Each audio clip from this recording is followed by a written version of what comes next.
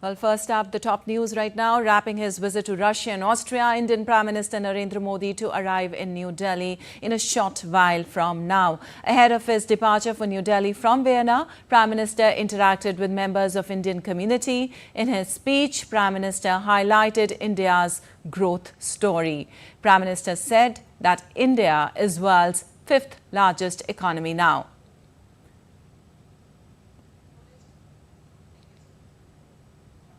During his visit to Austria, Prime Minister also held talks with Austria's Chancellor Karl Nehammer. Prime Minister also met President Alexander Van der Bellen.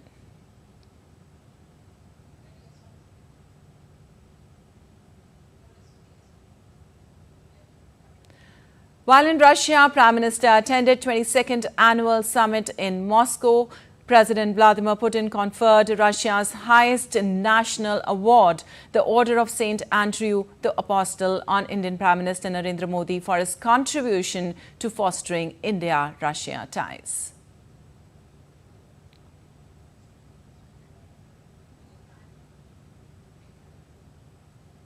And India's External Affairs Minister Dr. S. Jaishankar will host his counterparts from BIMSTEC countries for the second Foreign Ministers' Retreat in New Delhi on the 11th and 12th of July.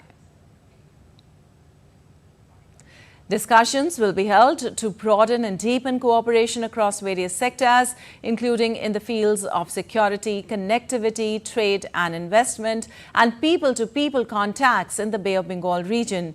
The first edition of the BIMSTEC Foreign Ministers Retreat was held at Bangkok in Thailand on the 17th of July 2023.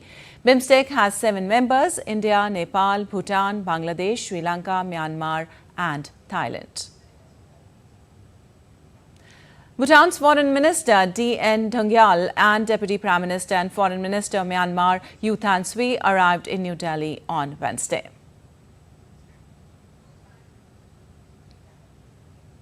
And Indian Navy's frontline frigate INS Thabar departed from Casablanca port in Morocco on Wednesday after concluding its 3-day visit. India and Morocco share warm bilateral relations that span diverse fields, including regular interactions between the two navies. The visit by INS Thabar further aims to strengthen these bonds and also explore newer avenues of bolstering the relationship between the two navies. During the stay at the port, the ship's crew undertook a number of professional interactions with the Royal Moroccan Navy.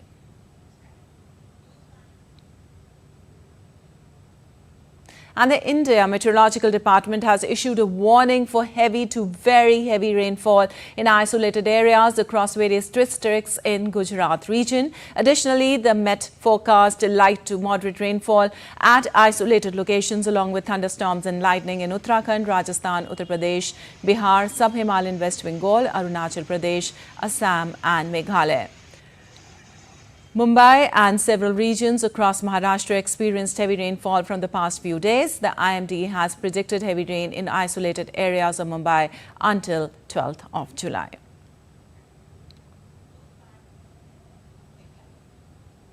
And the flood situation in Assam has shown significant improvement as population affected comes down to 14.3 lakh. 5 persons lost their lives on Wednesday, taking the death toll up to 84. This year.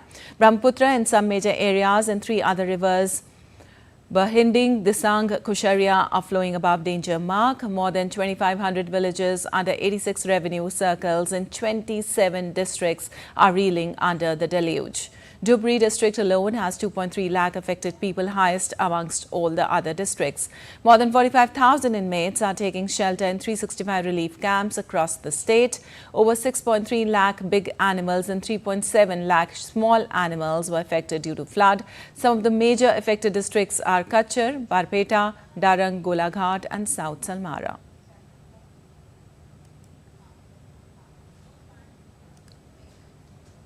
And India's Supreme Court will resume hearing on Thursday of alleged irregularities in NEET undergraduate 2024 and the demand for retest. In its first hearing that took place on Monday, the bench led by Chief Justice of India, D.Y. Chandrachud, the apex court, heard the plea and acknowledged the compromise in the examination. CJI on Monday said that ordering a retest for nearly 23 lakh students would be a last resort. During the hearing, the apex court emphasized the need for a thorough investigation and a full disclosure initial report before reaching a final decision.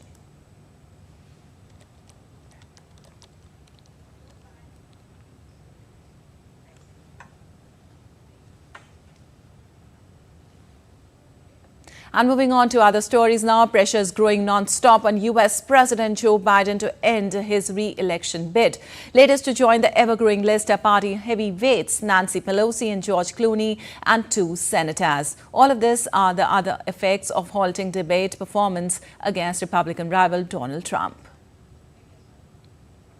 U.S. President Joe Biden has been busy meeting NATO leaders and rallying them to announce continued support for Ukraine. But in-house support seems to be weaning away as he faces relentless pressure to withdraw from the presidential race. Though still, there are some lawmakers who have steadfastly backed the incumbent's plans, but many have expressed unease with his continued candidacy. In her latest comments, the former House Speaker Nancy Pelosi said Biden must decide quickly whether to stay in the 2024 White House race. Senate Majority Leader Chuck Schumer has privately signaled to donors he's open to a Democratic candidate other than Biden. Senator from Vermont Peter Welch called on President Biden to withdraw from the race in an opinion piece in an English daily. He's the first Democratic U.S. Senator to call on Biden to step aside as candidate. The list is getting longer. Representative Pat Ryan, who flipped a Republican-held New York district in 2019, said Joe Biden is a patriot but is no longer the best candidate to defeat Trump. And Representatives Nikki Sherrill, Adam Smith, Raul Grijalva, Seth Moulton, Mike Quigley and Angie Craig also voiced some concerns regarding Biden. Lloyd Doggett was the first congressional Democrat to call for Biden to step down. Hollywood star George Clooney withdrew his support with an opinion piece in the New York Times saying Biden was not the same man he was in 2020. He co-hosted a star-studded fundraiser for Biden last month. For nearly 2 weeks, the 81-year-old Biden has sought to stem dissidents by Democratic lawmakers. Donors and other allies worried he might lose the November 5th vote and vowed to stay in the race. Some Senate Democrats are expected to express their reservations in a meeting with Biden on Thursday. And meanwhile, Biden returned to the campaign trail on Wednesday, rallying the key constituency of Labour leaders. Biden spoke to supporters from the AFL-CIO's Executive Council meeting. Labour votes were key to Biden's win over Trump in competitive states, including Michigan, Pennsylvania and Nevada in 2020.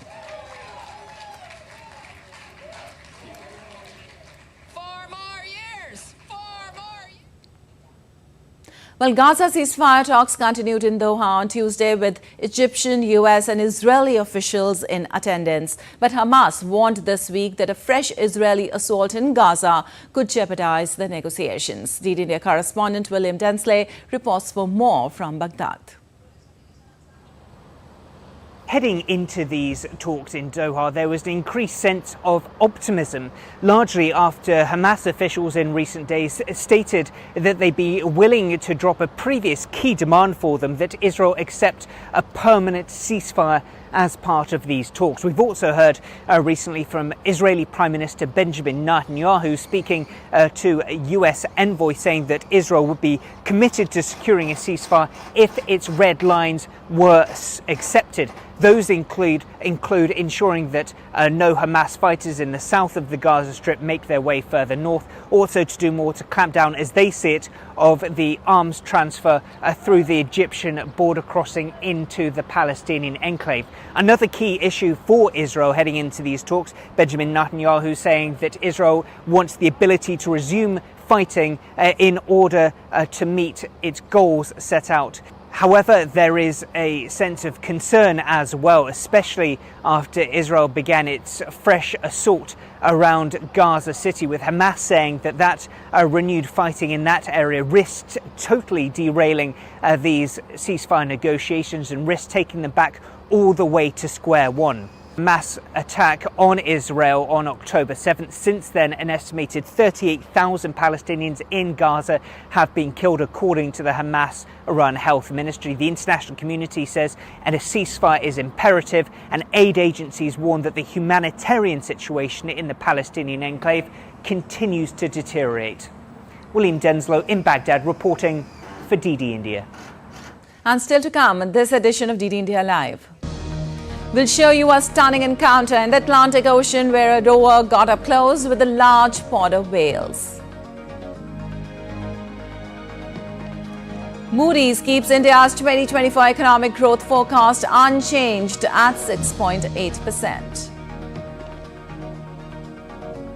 And millions of football fans from across the world gather in Germany for Euro 2024, bringing with them plenty of fun, fervour and festivities.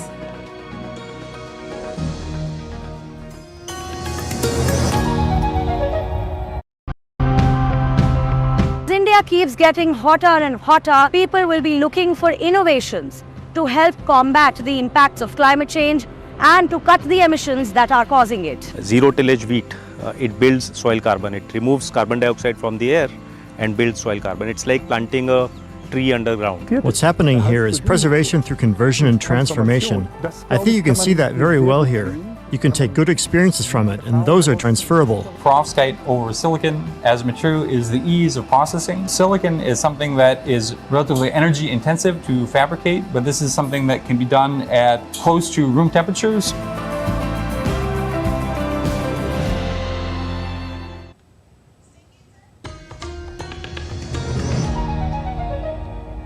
Welcome back. You're watching DD India Live. I'm Lipakshi Khurana, and moving on, NATO member states issued a joint declaration at summit in Washington, D.C., outlining commitment to military alliance and long-term support for Ukraine amid Russia's invasion. The communique also pledges to back Ukraine on its irreversible path to full Euro-Atlantic integration, including NATO membership. The leaders did not provide a specific timeline for Ukraine to join the defensive alliance. Instead, they said they would be in a position to extend an invitation to Ukraine to join when the allies agree and conditions are met. The description of Ukraine's path as irreversible comes after months of diplomatic negotiations in the lead-up to the Washington summit and was a point of contention among the allies. Prior to the release of the declaration, some diplomats had argued that it was not enough to just describe the path as irreversible, but that there must be strong support undergirding that description.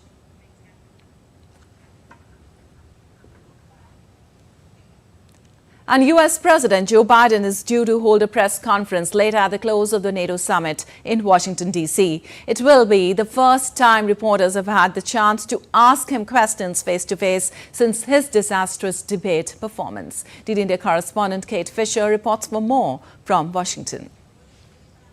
32 of the world's leaders may be meeting to discuss the future of the North Atlantic Treaty Organization and how to defeat Russia in Ukraine, but much of the focus on Thursday is likely to be on NATO's biggest contributor, the US, and its president, Joe Biden. He'll be holding a press conference amid growing questions about his viability as a presidential candidate. It follows a debate with Donald Trump in which he frequently stumbled and lost his train of thought. His performance at this press conference will be scrutinised not just by voters, but the world leaders gathered at the NATO summit. He made an impassioned, though scripted speech on Wednesday, staging his full-throated support for the alliance and Ukraine's fight against Russia, urging all NATO members to expand their domestic production of weapons. The US and other NATO allies also announced they were sending more weapons to Ukraine. F-16 fighter jets are on their way and could be flying in Ukraine as soon as this summer, helping to thwart Russian air attacks from drones and missiles targeting Ukrainian cities. Additionally, they announced they'll send Ukraine dozens of air defence systems in the coming months, including at least 4 of the powerful Patriot systems that Kyiv has been desperately seeking. Also in the draft communiqué, an agreement that Ukraine should have a, quote, irreversible path to NATO membership, with that phrase to be enshrined in the document set to be released on Thursday. This is also part of the alliance's attempts to so-called Trump-proof NATO by making changes now that will make it harder for a potential Trump administration to scale back US support. In Washington, Kate Fisher reporting for DD India. Well, Moscow says it does not expect any surprises from the NATO summit in Washington and knows that the decisions taken there will be aimed at escalating situation in Ukraine. Russian Deputy Foreign Minister Andriy Rodenko added that the decisions made by NATO would not lead to anything good. Officials in Russia also say the F-16 fighter jet deliveries to Ukraine would not change anything on the ground. DD India correspondent Dasha Chernyshyova reports for more from Moscow. Russia says plans to deliver F-16 fighter jets to Ukraine show that Washington is leading a wargame fight in Russia. That's according to Russian Foreign Ministry spokeswoman Maria Zakharova. The head of Russia's State Duma Defense Committee, Andrei Kartapolov, said F-16 transfer to Ukraine will not affect the course of the so-called special military operation in Ukraine and will not change anything on the ground. He said that Russia has been prepared for this development. Moscow says all things discussed and agreed upon by NATO in Washington are seen as aggressive and hostile towards Russia. Russian envoy to the United States, Anatoly Antonov, said the first day of the summit shows the alliance's aggressive nature, with the US and its allies continuing to preach militarism and military expansion, while not a single word, he said, has been said there about peace. The Kremlin also said on Wednesday that if Britain does allow Ukraine to strike Russia with the UK-supplied Storm Shadows, that would amount to yet another escalation, and Russia will respond to this irresponsible step. In the meantime, the Kremlin said that all the developments on the Kharkiv direction are in order to create the buffer zone and protect Russia's border regions from the Ukrainian attacks. Russian MOD said it attacked 6 brigades of the Ukrainian army on the Kharkiv direction over the past 24 hours. Dasha Chernyshyova reported in Moscow for DD India. While NATO Secretary General Jens Stoltenberg said the 32 allies had collectively identified China as a decisive enabler of Russia's war, calling it an important message. Stoltenberg also reaffirmed NATO's commitment to Ukraine joining its ranks. China provides dual-use equipment, microelectronics, a lot of other tools which are enabling Russia to build the missiles, to build the bombs, to build the aircraft, to build the weapons they are using to attack Ukraine. And the fact that this is now clearly stated, agreed by all NATO allies is an important message to China. And then, of course, we also then state that it cannot continue like this. And a Japanese Navy destroyer made a rare entry into China's territorial waters near Taiwan earlier this month without notifying China and sparking serious concerns from Beijing. Japan Maritime Self-Defense Forces destroyer Suzuki sailed into China's waters of Zhejiang province on July 4th, where China had announced it would conduct naval drills, Kyodo News Agency said, citing diplomatic sources.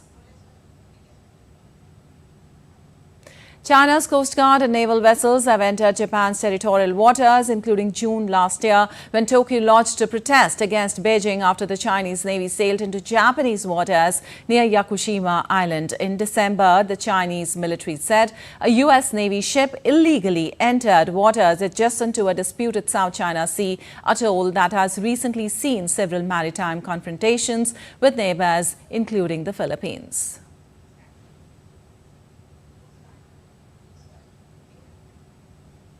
And increasing military and political pressure on Taiwan in recent years and has not ruled out using force to impose its will on the island. Recently, Taiwan has reported surge in Chinese Air Force activity in the course of joint exercises with an aircraft carrier in the Western Pacific. Taiwan's Defense Ministry reported on that it had detected over 60 military aircraft around the island in the past 24 hours. And amid the rising tensions between Beijing and Manila over territorial disputes in the South China Sea, Chinese aircraft carrier the Shandong passed close to the northern Philippines on its way to drills in the Pacific as Taipei reported dozens of warplanes joining the ship for exercises. The maneuvering of the carrier through waters closer to the Philippines than to Taiwan comes during a period of dispute. Taiwan, which China claims as its own territory, keeps a close watch on all Chinese movements given the daily military activity around the island. And in a stunning encounter in the Atlantic Ocean on Sunday, a rower got up close with a large pod of whales. Tom Waddington, a UK-based ski coach, while rowing solo more than 100 nautical miles off the Newfoundland coast. The images show the whales swimming around his boat, reportedly rocking it as they passed.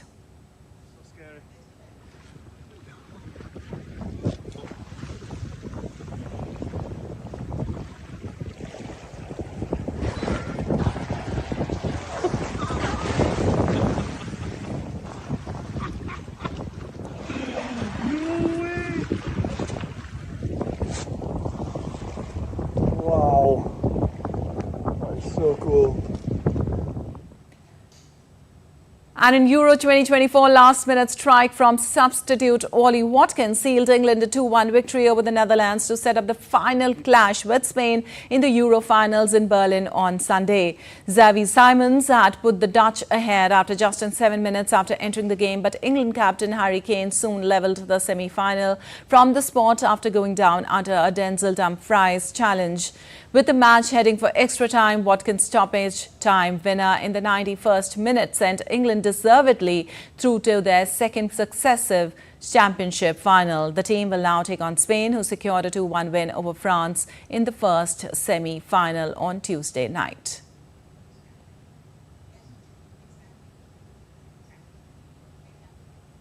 And the stage has been set for the grand finale of Euro 2024 after England beat Netherlands overnight in Dortmund 2-1. England will now take on Spain in Sunday's grand finale at Berlin's Olympic Stadium. The match will mark the closing finale of this year's European Championship, with host country Germany welcoming millions of football fans from across the world, bringing with them plenty of fun, fervour and festivities. In Berlin, did India correspondent Trent Murray hit the streets to get their take on the tournament? Take a look. Well, it's finals week of Euro 2024. We are here in the fan zone. The temperatures are hot. The passions are running high. Let's go and meet some of these fans.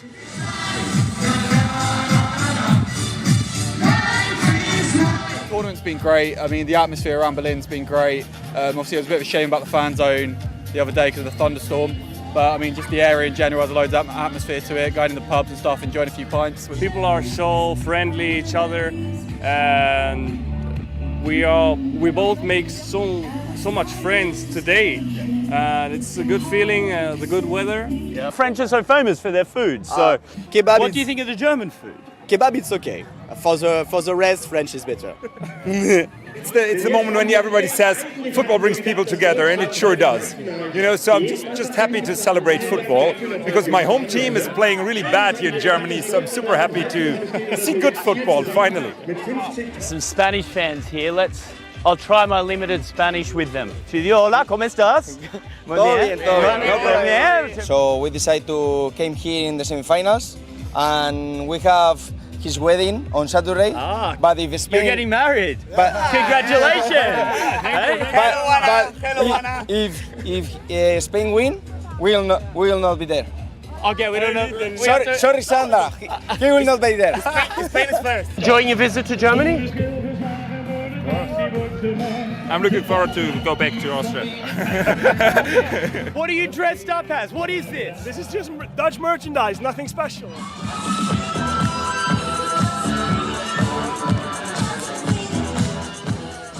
Well, that is a snapshot of some of the fans which have been here for Euro 2024. There's been more than 2.5 million. Well, that's all for this edition of DD India Live. But let us know your thoughts on the news of the day. For those on the go, you can get all the latest news and updates from India and across the world on the DD India mobile app. The app is available on both Android and iOS platforms. Scan the QR code on the screen to download now. We'll be back with more news as it breaks here on DD India. I'm Lipakshi Kurana from all of us here in Delhi. Thanks for watching DD India Live.